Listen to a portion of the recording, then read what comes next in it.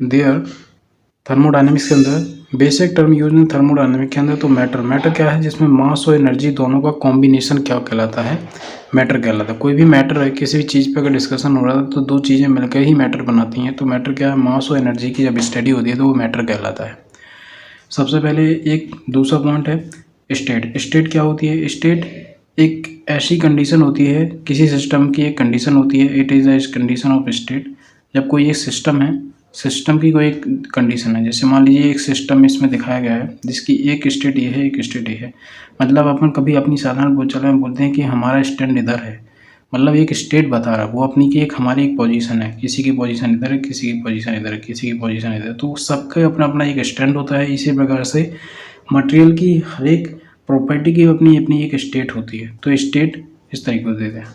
आगे अपन देखते हैं प्रोसेस को क्या है, तो प्रोसेस में भी देख लीजिए। Process change in state of system, किसी सिस्टम की स्टेट को चेंज करना, किसी सिस्टम की स्टेट को चेंज करना, एक स्टेट से दूसरे स्टेट तक जाना प्रोसेस कहलाता है। एक स्टेट से दूसरे स्टेट तक जाना क्या कहलाता है, प्रोसेस कहलाता है। फिर साइकिल क्या होती है, combination of process in which first and last state are same. जो साइकिल होती है, साइकिल में क्या होता है, जो फर्स्ट एंड लास्ट स्टेट होती है वो सेम होती है। एक साइकिल एक फॉर्म में होती है कि जहाँ से स्टार्ट करते हैं वहीं पर आ जाते हैं, तो एक प्रकार की साइकिल कहलाती है।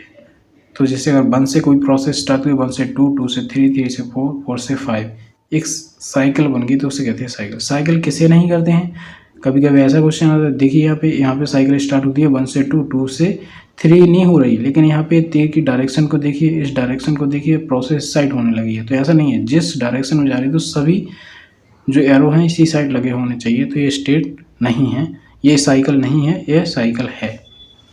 ठीक है। साइकिल चेंज इन प्रॉपर्टी, जहाँ पे dp बराबर 0, dt इक्वल टू 0, और प्रेशर डिफरेंस जो भी होता है वो 0 होगा, टेम्परेचर डिफरेंस 0 होगा। ये बताना चाहिए साइक्लिक प्रोसेस। तो साइक्लिक प्रोसेस का जो निशान होता है इस तरीके से होता है।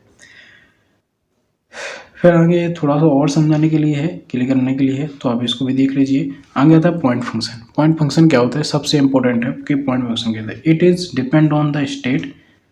जो पॉइंट फंक्शन होता है किसी एक स्टेट पे डिपेंड करता है या किसी एक पॉइंट पे डिपेंड करता है। It is not follow the path, वो पाथ फॉलो नहीं करता है, वो स्टेट इस तरीके का पाथ फॉलो नहीं करता है, वो किसी एक स्टेट पे डिपेंड करता है, किसी एक पॉइंट पे डिपेंड करता है। तो पॉइंट फंक्शन एक पॉइंट पे डिपेंड करता है। एग्जाम्पल के लिए temperature, pressure, volume, etc। Temperature किसी स्टेट, मान लीजिए कोई एक रॉड है, मैं आपको पेंसिल से बता रहा हूँ। मान लीजिए कोई एक रॉड है, इस रॉड का टेम्परेचर इधर का 10 है तो इधर का 20 है। तो ये पॉइंट पे डिपेंड करता है कि पॉइंट फंक्शन क्या होता है, पॉइंट पे डिपेंड करता है, स्टेट पे डिपेंड करता है। तो टेम्परेचर, प्रेशर, बहुत सारा लिक्विड है, सो सारे लिक्विड का प्रेशर एक जैसा तो नहीं होगा। अगर देखते हैं तो अगर यहाँ पे प्रेशर कुछ होगा, यहाँ पे प्रेशर कुछ होगा, पूरा का तालाब है तो नीचे सबसे ज़्यादा प्रेशर होगा, ऊपर सबसे कम प्रेशर होगा। तो ये पॉइंट पे डिपेंड करता है। इस प्रकार से वॉल्यूम किसी भी जगह का एक साथ नहीं होगा। कभी वॉल्यूम गिलास में भर देते तो उसका वॉल्यूम अलग हो जाएगा, अगर आप एक और पात्र में भर देंगे तो वो पात्र के अकॉर्डिंग वॉल्यूम बना लेगा, तो वॉल्यूम अलग अलग होता है। All thermodynamic properties of point function, जितनी भी थर्मोडायनामिक प्रॉपर्टी हैं वो क्या है, पॉइंट फंक्शन है। ठीक है। अब देखते हैं अपना पाथ फंक्शन। इसका दूसरा पॉइंट है पाथ फंक्शन। पाथ फंक्शन क्या होता है, it is depend on path. जो पाथ फंक्शन होता है एक पाथ पे डिपेंड करता है, वो पाथ पे एक स्टेट से दूसरे स्टेट तक, मान लीजिए इधर से इधर तक, तो ये पाथ पे डिपेंड कर रहा है कि कहाँ से आप गए हो। जैसे मान लीजिए आपका कॉलेज का कैंपस था, आप कॉलेज के कैंपस में कभी इधर से गए, यहाँ तक गए, टपरी तक गए, यहाँ तक गए, फिर यहाँ तक गए, तो आपसे पूछा जाएगा आप कहाँ से आ रहे हो, तो आप घूम के बताओगे कि मैं इधर से गया था, इधर से। ऐसा नहीं कि बोलोगे डायरेक्ट शॉर्टकट इधर से आ गया, नहीं। आप पाथ फंक्शन की बात कर रहे हो, तो पाथ फंक्शन में आप जहाँ से घूमते हुए आए हो वो सारे पॉइंट्स को कंसीडर किया जाएगा। ठीक है। तो it is depend on a path, it is a follow the path history. Example heat, work and electric energy. Heat, work, electric energy क्या है, पाथ फंक्शन है। इट इज़ जो भी प्रॉपर्टी पाथ फंक्शन होती हैं वो थर्मोडायनामिक प्रॉपर्टी नहीं होती है, तो it is not a thermodynamic property. तो पास थर्मोडायनामिक प्रॉपर्टी नहीं है, लेकिन अपन यहाँ भी ये कह सकते हैं कि जितनी भी थर्मोडायनामिक प्रॉपर्टी होती हैं वो पॉइंट फंक्शन होती हैं, वो पाथ फंक्शन नहीं होती हैं। आगे अपन देखते हैं Gibbs phase rule. Gibbs phase rule क्या है? तो गिब्स फेस रूल के अंदर it is to calculate the degree of freedom.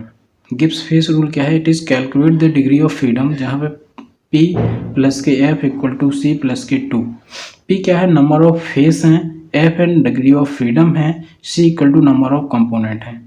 यहाँ से हम किसी भी डिग्री ऑफ फ्रीडम निकालते हैं। कोई भी सिस्टम है, किसी भी सिस्टम के अंदर की डिग्री ऑफ फ्रीडम क्या होगी, हम उसमें चेक करते हैं गिब्स फेस रूल के अंदर।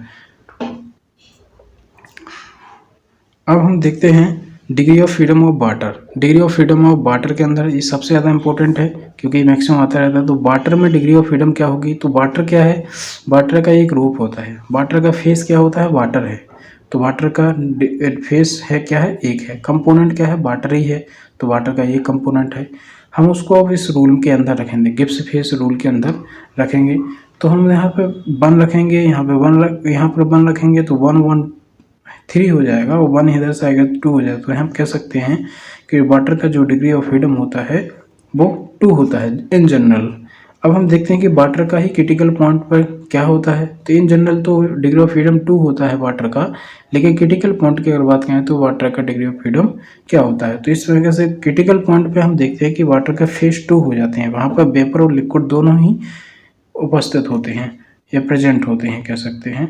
P इक्वल टू 2, तो उसके फेस 2 बन गए। वहाँ पे कंपोनेंट लेकिन एक ही है। अगर वेपर ही वाटर है, वाटर ही वेपर है, तो यहाँ पे कंपोनेंट क्या है? एक है। तो यहाँ पे जैसे ही हम रखेंगे तो P प्लस के F बराबर C प्लस के 2। तो अगर P यहाँ पे 2 है, F निकालना है, और C क्या है? 1 है, 2 है। तो यहाँ पे ये निकलेगा, 3 में से 2 जाएगा तो 1 आ जाएगा।